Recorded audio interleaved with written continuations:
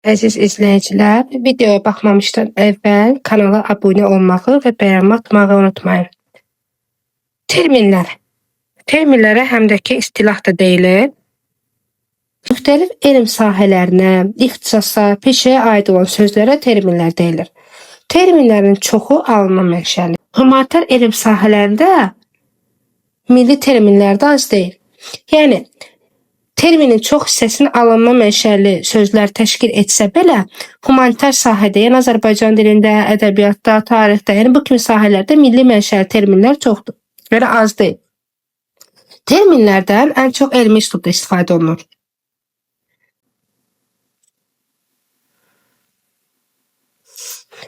Və elə sözlər var ki, həm termin, həm də ki ümumştək söz kimi işlənir.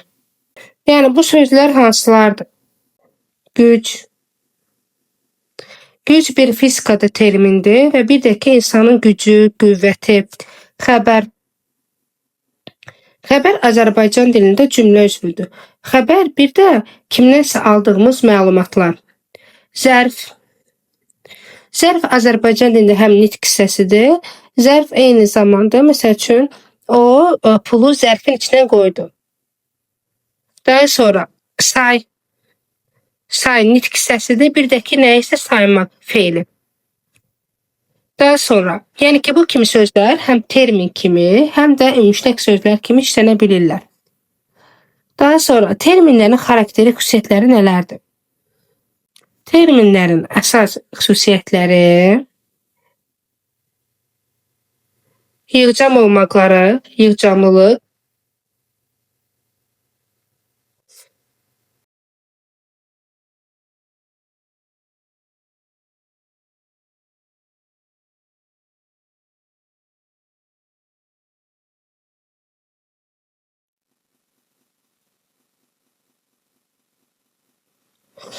lakin elə anlayışlar var ki, onları həm milli, həm də alınma terminlə ifadə eləmək olar. Məsəl üçün, ədəbiyyatımızda termin var ki, metafor.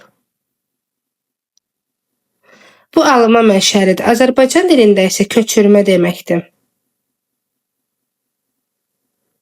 Daha sonra təşbeh. Alınma mənşəlidir. Azərbaycan dilində buna deyilir ki, bənzətmə, milli mənşəli.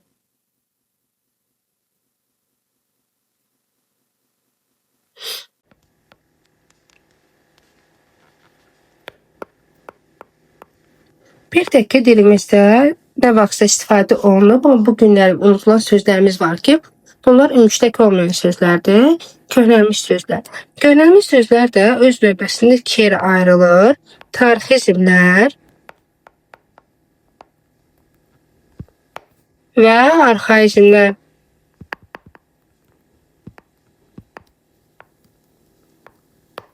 Və bu kimi sözlər köhnələn sözlərdir. Yəni nə vaxtsa müştək olub, bugünkü gündə ya yenisi ilə əvəzləniblər, ya da ki, ümumiyyətlə dildən çıxmış sözlərdir. Tarixizmlər keçmiş həyat və məişət tərzi ilə bağlı olan, dildən çıxmış və həmin dövrü canlandırmaq üçün işlədilən sözlərdir ki, bugünkü gün həmin sözlər heç bir yeni sözdən əvəzlənməyibdir. Tarixizmlərə misal göstərmək olar. Məsəl üçün, çuxa, kəndxuda,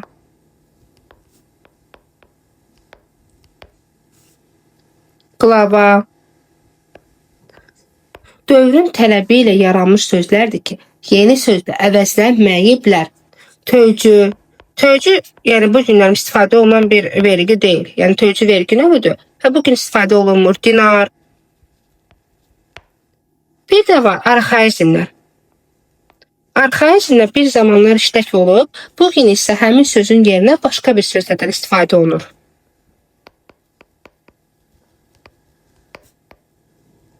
Məsəl üçün deyə bilərik ki, İraq. İraq sözü, məsəl üçün deyirəm ki, İraq olsun. Yəni uzaq deməkdir. Daha sonra var pitik. Pitik məsəl üçün yazı deməkdir.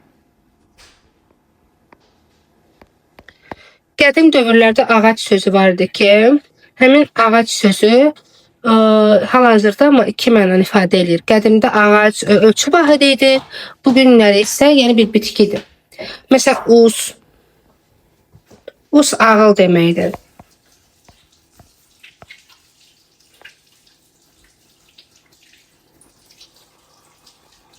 Daha sonra altun. Türklərdə altın sözü hələ də qalmaqdadır. Onlar qızıl yox, altın deyirlər. Altın da yox, altın.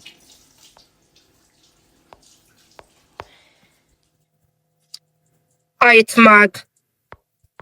Ayıtmaq demək. Məsəl üçün Kitab-ı Dədə Qorqudda boylarda deyilir, deyir ki, aydır. Məsəl üçün o aydır. Kitab-ı Dədə Qorqud aydır. Yəni ki, dedi. Sonra var məsəl üçün ün. Səsimi anla, yəni ki, ünümü anla, sözümü dinlə. Ün səs deməkdir. Dastanlarımızda ən çox istifadə olan sözlərdir. Gəz var ki, Türklərdə hələ də qalıbdır. 4 gəz. Dəfə mənasındadır. Məsəl üçün, Qazan xanın evini yağmaladılar. Məsələn, Qazan xanın evinin yağmalandığı boy. Yağmalamaq, talamaq deməkdir.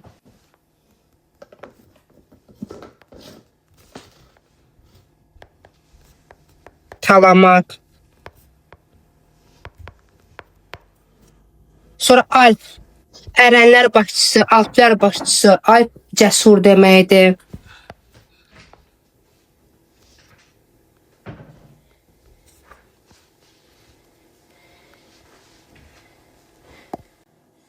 Bir də eyni zamanda bizim dilimizdə elə ifadələr var ki, keçmişdə başqa mənanı ifadə edirdilər. Bu günləri tamamilə ayrı mənanı ifadə edirlər. Arı sözü qədim dövrdə təmiz deməkdir. Amma məsələn deyir ki, arı sudan abdəst aldılar. Bu da Qazan xanın evində yağmalandığı boydan bir cümlədir. Arı su, yəni təmiz sudan. Arı indi hal-hazırda nədir? Həşərat. Daha sonra misal göstərmək olar ayaq. Ayaq qədim dövrlərdə qədəh deməkdir. Badə. Ayaq amma bədən üzüdür indi.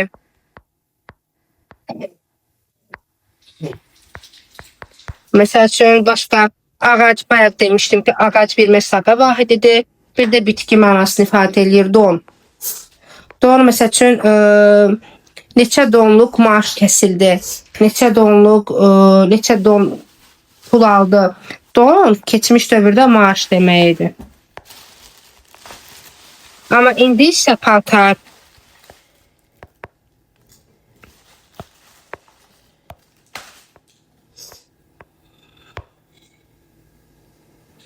Daha sonra dəli sözü var ki, dəli indi bugünkü dövrdə kiməsə sən dəli deyə bilərsən, məncə yox. Dəli qədimdə məsəl üçün deyir ki, Koroğlunun 7777 dəlisi var idi. Dəli sözü igid demək idi. Dəli amma indi ruhi xəstə mənasındadır. Daha sonra var dilimizdə gümrah sözü. Keçmiş dövrlərdə gümrah sözü yolunu azan adama deyirdilər. Gümrah keçmiş dövrlərdə yolunu azmış.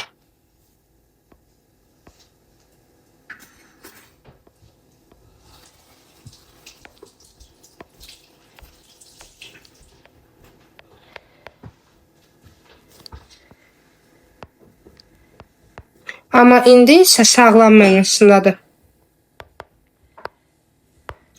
Daha sonra var kişi sözü. Kişi ümumiyyətlə cins anlayışını o vaxtı bildirmirdi. Kişi ümumiyyətlə adam deməkdir.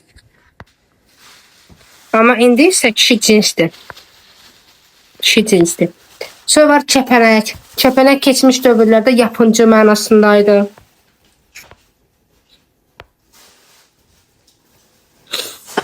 Bir, yapınc. İkinci mənası isə həşərat.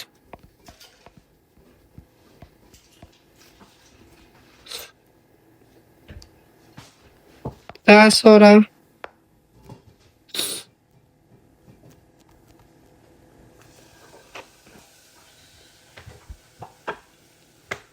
Uçmaq. Uçmaq sözü keçmiş dövrdə cənnət demək idi. İndiki dövrdə dağılmaq və yaxud da ki qanadlanmaq. Yazı sözü. Yazı çöl mənasındaydı. Çöl, düz. Amma indi isə yazı sözü mətn deməkdir.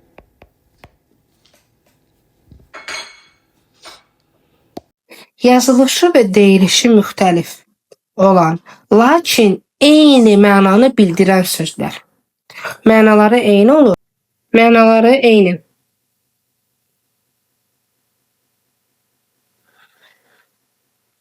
Lakin yazılışı fərqli.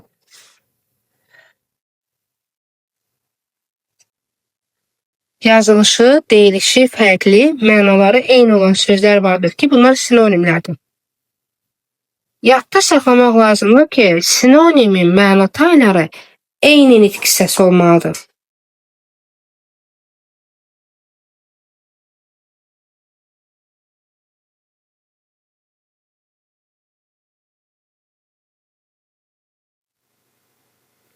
Məsələn deyirik ki, böyük, yekə, iri. Yəni bunlar üçü də eyni mənanı ifadə edir. Sinonimlər dilimizdə metafikri daha dəqiq, daha yekdil bildirmək üçün mühüm rol oynayır. Yersiz təkrarların qarşısını alır. Demək, nə məqsədlə istifadə olunur? Yersiz təkrarın qarşısını almaq, fikri daha dəqiq ifadə eləmək üçün. Və böyük sözü necə, yekə necə, iri necə sualına cavab verir və üçü də sifətdir. Deməli, sinonimlər hansı məqsədlə istifadə edilir? Təkrarların qarşısını almaq,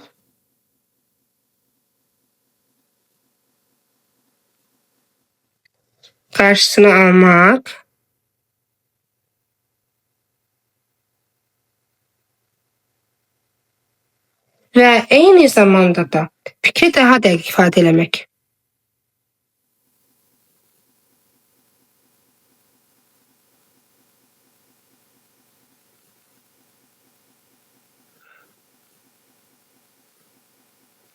Daha sonra sinonimlər özü iki yerə bölünür.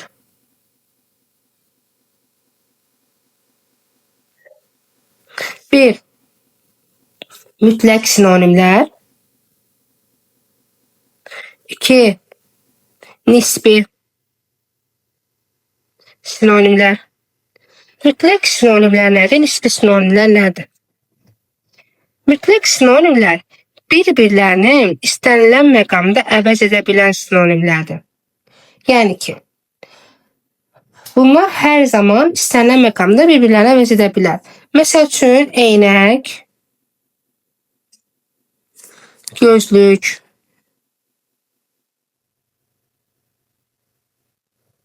çeşmək. Misalən deyirəm ki, mən bugün eynəyimi taxmağı unutmuşdum. Mən bugün gözlüyümü taxmağı unutmuşdum. Mən bugün çeşməyimi taxmağı unutmuşdum.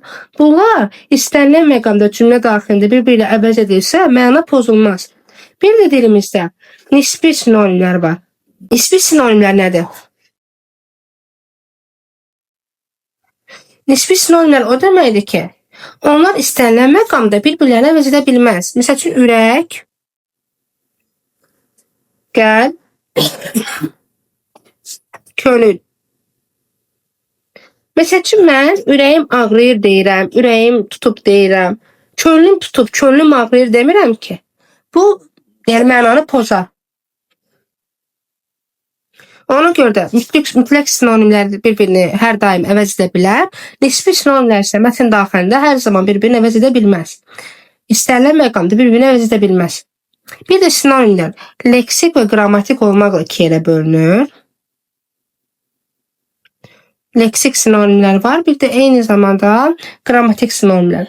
Leksik sinonimlər əsas nitq hissələrinə aid olur.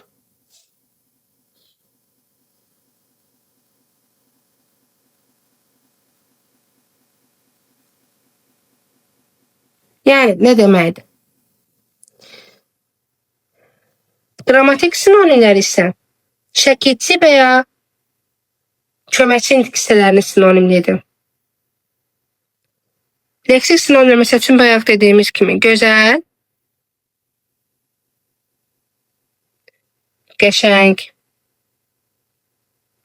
Leksik sinonimlər əsas nitq hissələri arasında olur. Bir də var qrammatik sinonimlər.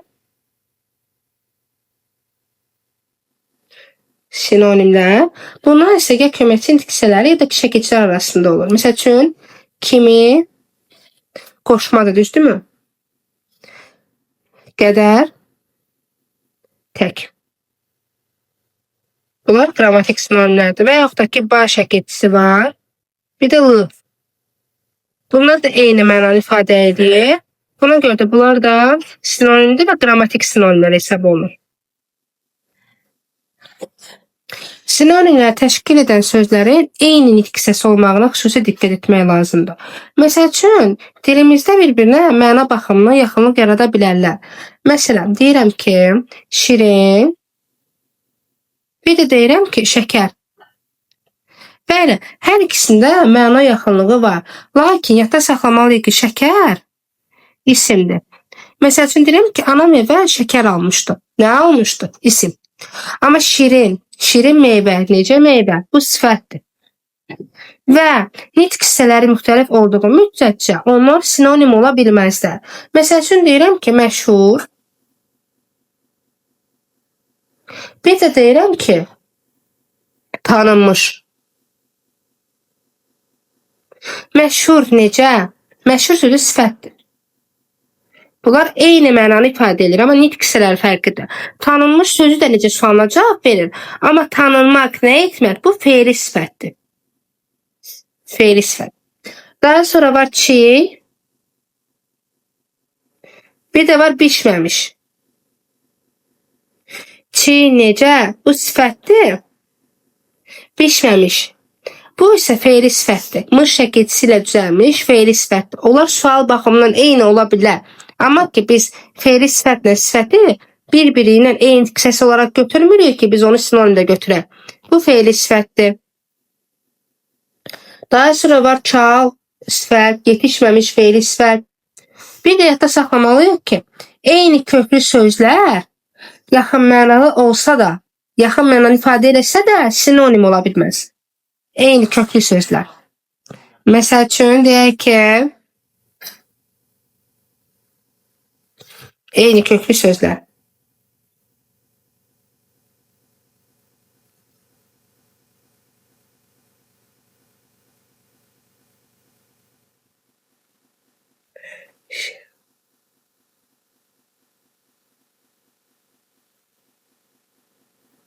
Çünki bunların kökləri eynidir.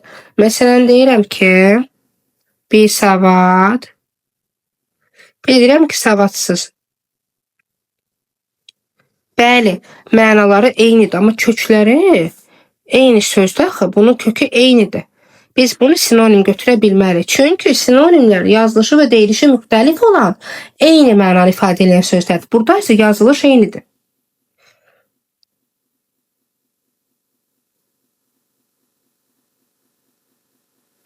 Eyni zamanda sinonimlərin kökləri müxtəlif ola bilər. Daha doğrusu üzr istəyirəm, quruluşları müxtəlif ola bilər. Sinonimlər quruluşca fərqli ola bilər. Bayaq dediyim kimi eynək, gözlük. Eynək sözü sadə sözdür. Gözlük sözü isə gözdən yaranıb, lıq leksik şəkilçisindən düzəlib. Biri sadədir, biri isə düzəltmədir. Amma bunlar sinonim götürülə bilər. Antonimlər. Yazılışı, deyilişi müxtəlif. Yazılışı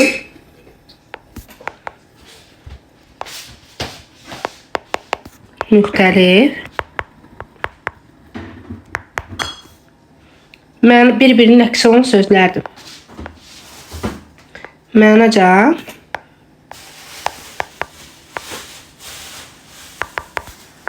əksi olan sözlər.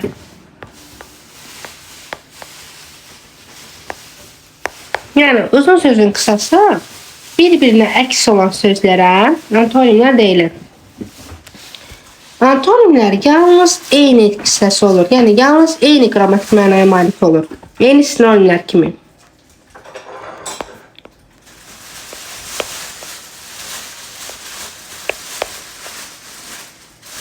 Deməli, antonimlərin məna tayları eyni hissəsi olur. Antonimlərdən bədii ədəbiyyatda təzad yaratmaq üçün istifadə olunur.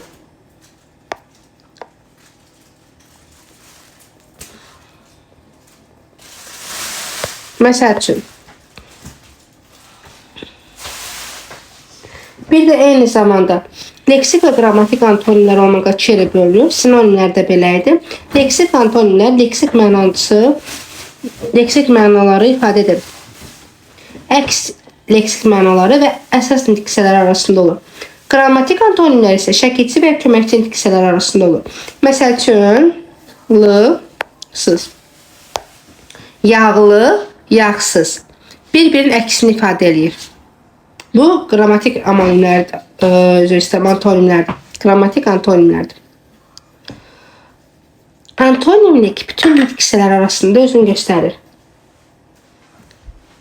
Daha sonra acı, şirin, sifətlər arasında oturmaq, durmaq, fe'llər arasında və s. Amma ki, ehtiyatlı olmaq lazımdır ki, antonimlərin məna tayları eyni nitq hissəsi olsun. Məsəl üçün, məşhur, tanınmamış. Məşhur sifətdir. Tanınmamış fe'li sifətdir. Ona görə bu antonim ola bilməz. Yatmış, oyaq. Oyaq sifət, yatmış fe'li sifət. Qəm,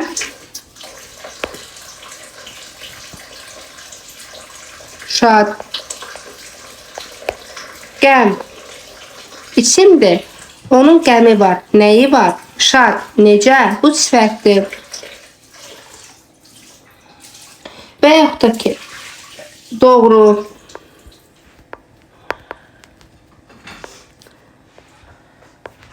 düzgünlük.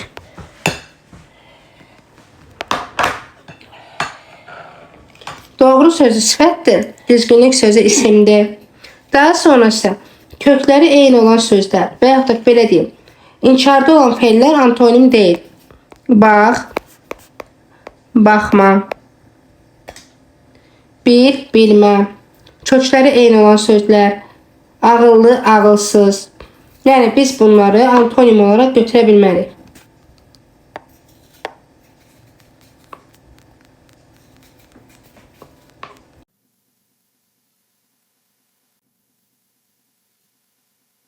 Frazeoloji, birləşmələr. Frazeoloji birləşmələrə sabit o deməkdir ki, dəyişməz. Dəyişməz söz birləşmələri, sabit söz birləşmələri də deyilir. Ümumiyyətlə, söz birləşmələri bizim iki cür başa düşürük. İki cür söz birləşməsi var. Sabit və sərbəst. Sərbəst dəyişə bilən birləşmələrdir. Sabit isə dəyişməyən birləşmələrdir ki, bunlar da frazeoloji birləşmələrdir. Birinci növbədə dəyişməz olur.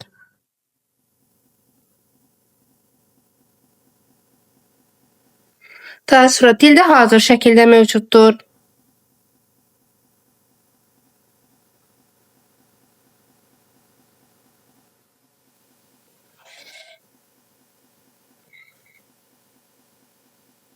Daha sonra, məsəl üçün, misal göstərək, qulaq asmaq.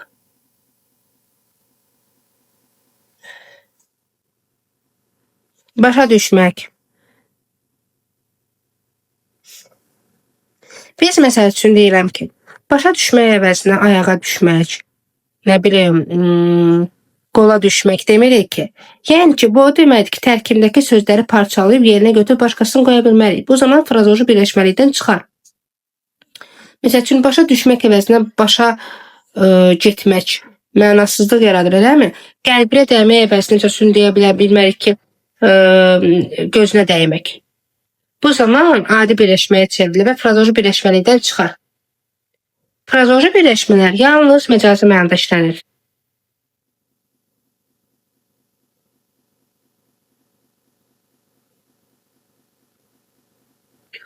Məsəl üçün deyərdik ki, könlünə yatmaq, dərdə düşmək. Frazoji birləşmələr deməli necə oldu? Dəyişməz oldu, dildə hazır şəkildə mövcuddur və məcazi mənada olmalıdır. Daha sonra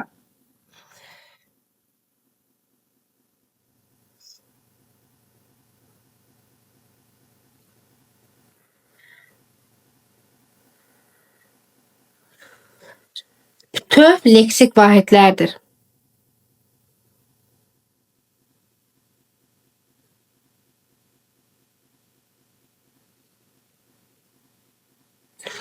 Bütöv leksik vahidlər nə deməkdir? Yəni o deməkdir ki, tərəflər arasında heç bir əlaqə olmur və biz onu bütöv şəkildə götürürük. Bu birləşmələr formaca dəyişə bilir, yəni ki,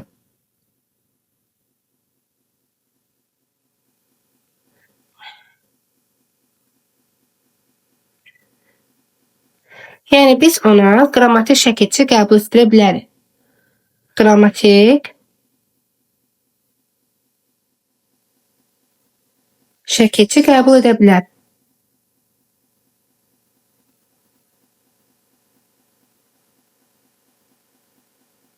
Misal üçün, başa düşdü, başa düşür.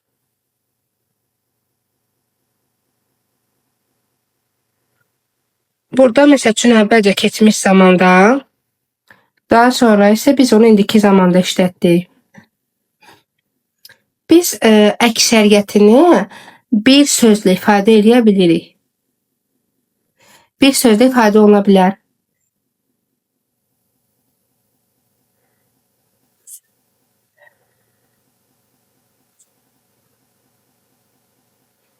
Misal üçün, ürəyinə xal düşmək.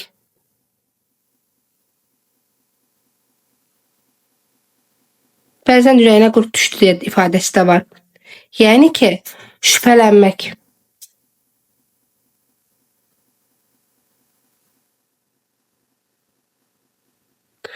Daha sonra gözünün acısını almaq, mürgüləmək, dilini saxlamaq.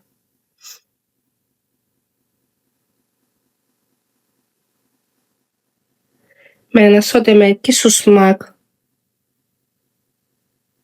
Cin atına minmək, əsəbləşmək. Deməli, ümumi olaraq tərkibcə dəyişmir, dildə hazır şəkildə mövcuddur, yalnız məcazi mənada işlənir, frazoji birləşmələr bütöv leksik vahidlərdir, tərəfləri arasında heç bir sintaktik əlaqə olmur, formaca dəyişə bilər, yəni qrammatik şəkilçilər qəbul edə bilər. Əksəriyyətini isə bir sözlə ifadə edə bilirik.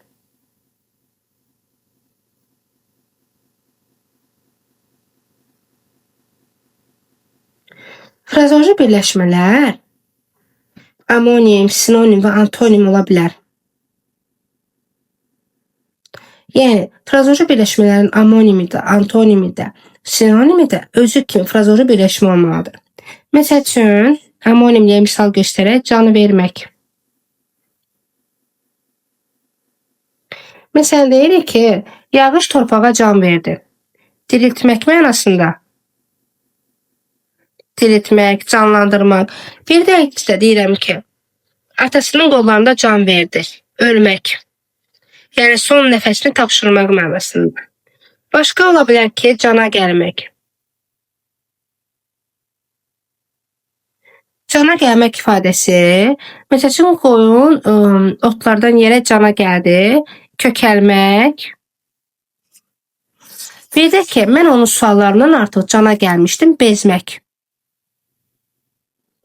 Yəni, bir birləşmə iki mənanı ifadə eləyirsə, amma iki məcazi mənada işlənə bilirsə.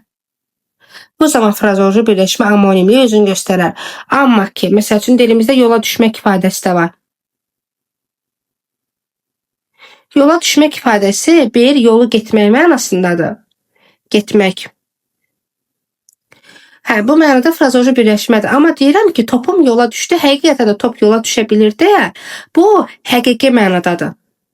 Və biz dedik axı, frazeoloji birləşmənin amonim tayları da özü kimi frazeoloji birləşmə olmalıdır. Ona görə də yola düşmək sözünü biz frazeoloji amonim kimi götürə bilmərik. Ürəyi yanmaq ifadəsi məsəl üçün, mənim ona yaman ürəyim yandı. Yazığa gəlmək, bir də ki, ürəyi yanırdı, istidən ürəyi yandı. Yəni, susamaq üstü mənasında. Bəli, bu mənada frazeoloji amonimliyi özünü göstərə bilər.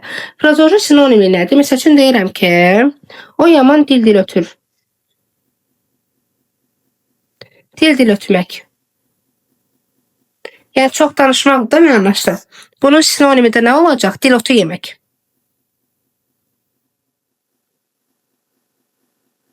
Bəs antonimi nə ola bilər? Ağzına su alıb oturmuşdu. Ağzına su almaq. Bir də yadda saxlayaq ki, frazeoloji birləşmələrin əsas və aslı tərəfi olmur. Axı biz dedik ki, bir leksik mənanı ifadə edir. Sintaktik baxımdan ayrılma cümlə üzvü kimidir. O, yalnız və yalnız bütöv götürülür. Məsəl üçün deyirəm ki, o tamam gözümdən düşdü. Düşdü. Biz düşdüyünü ayrı götürək, gözümdən tamamlıq götürək, belə bir şey ola bilməz. Gözümdən düşdü ifadəsi frazeoloji birləşmə olduğundan dolayı biz bunu töv leksik vahid götürürük. O nə etdi? Gözümdən düşdü. Töv leksik vahid kim? O. Yəni ki, burada gözümdən düşdü ifadəsi bütöv şəkildə xəbərdir. Biz bunu parçalaya bilmərik. Sintaktik baxımdan ayrılmır. Əsas və aslı tərəfi olmur. Məsəl üçün deyirəm ki, kitabın üzü. Kitabın üzü sözündə birinci tərəf asılı, ikinci tərəf əsas ola bilər. Çünki bu sərbəst söz birləşməsidir. Frazeoloji birləşmə deyil. Amma ki, məsəl üçün qulaq asmaq ifadəsində əsas və aslı tərəf ola bilməz. Sərbəst söz birləşməsində əsas aslı tərəf ola bilər, amma frazeoloji birləşmədə isə əsas və aslı tərəf ola bilməz. Daha sonra yadda saxlayaq ki, məsəl üçün xoşu gəlmək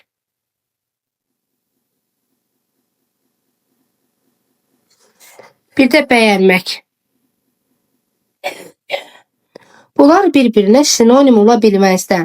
Çünki xoşu gəlmək ifadəsi frazeoloji birləşmədir, bəyənmək ifadəsi isə məcazi mənada olan bir söz deyil. Frazeoloji birləşmənin sinonimi də, antonimi də, amonimi də axtaran zaman çalışmalar ki, məcazi mənalı frazeoloji birləşmə axtaraq. Xoşu gəlməyin sinonimi nə olacaq? Ürəyinə yatmaq, ürəyə yatmaq. Çünki bu da frazeoloji birləşmədir, məcazi mənalı ifadədir.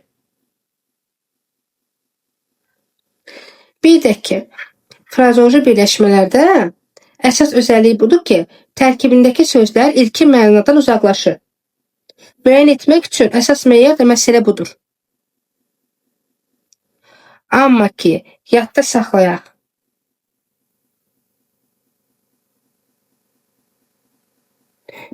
Etmək, eləmək,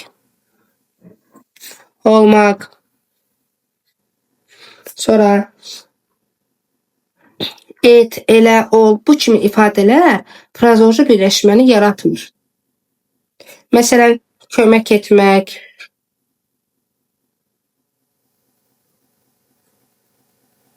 dərk etmək, yaza bilmək,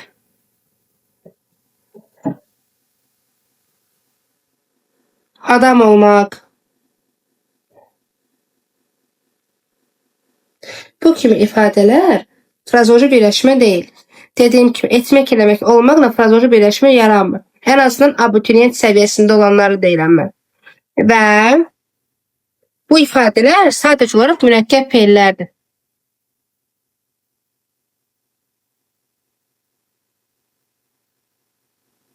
Amma ki, hansı cərgədə amonim sözlər verilib? Amonimlər ümumiyyətlə nə idi? Deyilişi və yazılışı eyni olub, mənaları müxtəlif olan sözlər idi.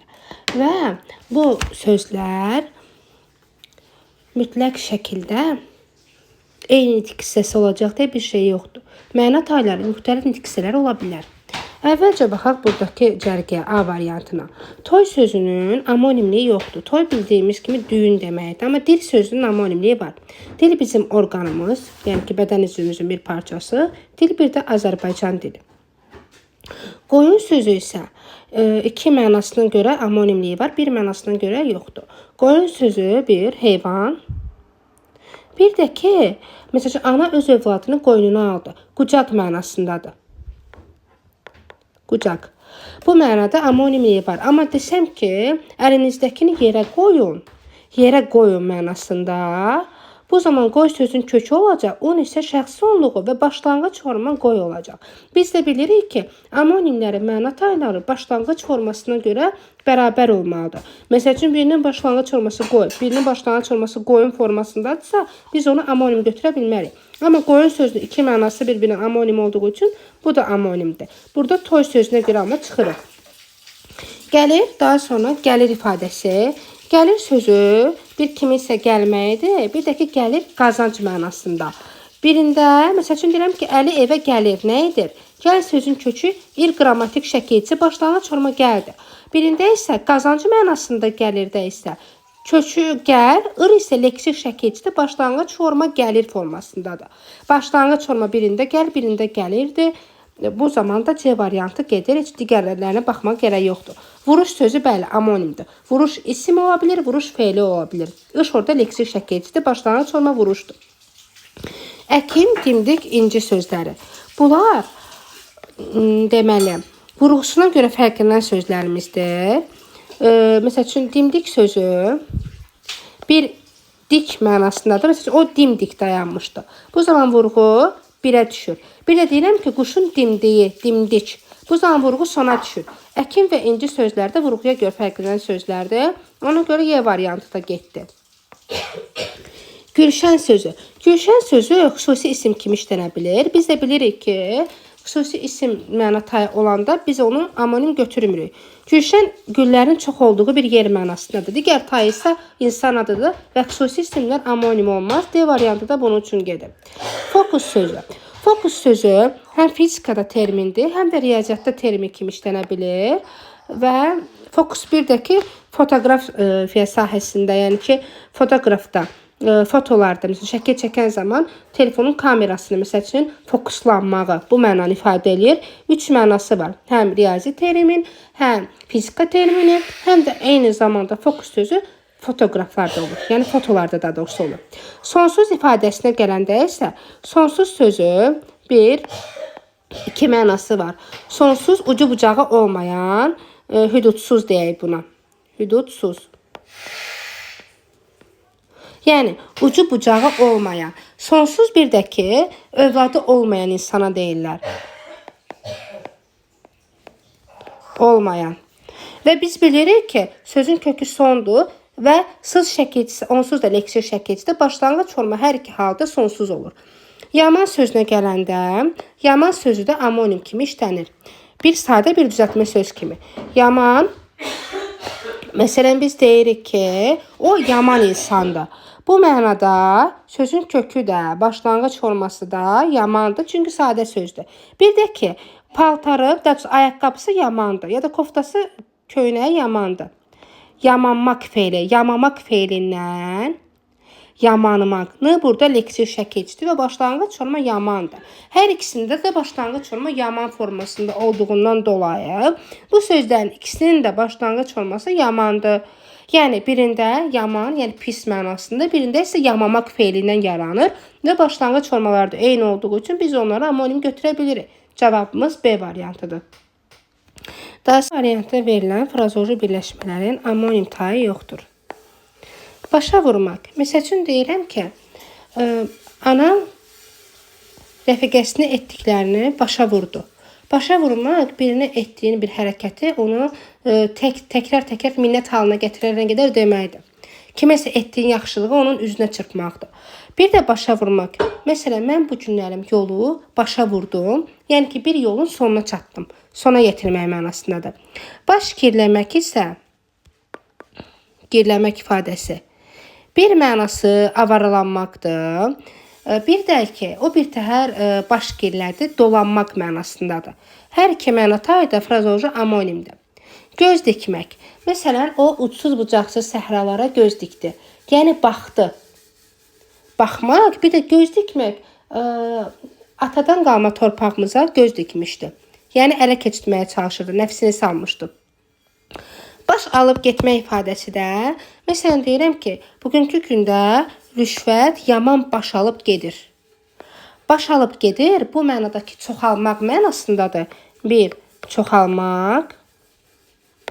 Bir də deyirəm ki, bu günlərim rəfiqəm meşəyə doğru baş alıb getdi. Baş alıb getdi, yəni çıxıb getdi, getmək mənasında. Amma baş çəkmək ifadəsi kimisə gedib yoxlamaq, kimisə məsələn nənəmə bugün gedib baş çəkdim. Yoxlamaq mənasındadır. Yalnız bir mənası var. Yəni amonim taylı deyil. Cavab A variantı. Daha sonra frazoloji birləşmələr haqqında səhv fikirləri seçin. Formaca dəyişməz olur. Yanlış fikirdir. Niyə? Çünki mən dedim ki, forma nə deməkdir? Qrammatik şəkilçinin qəbul etməsi. Qrammatik şəkilçi qəbul edir də, qulaq asır, qulaq asacaq, şəkilçisi qəbul elədi, acaq şəkilçisi qəbul elədi, qrammatik şəkilçilər, zaman şəkilçiləri. Deməli, bu yanlış fikirdir. 1.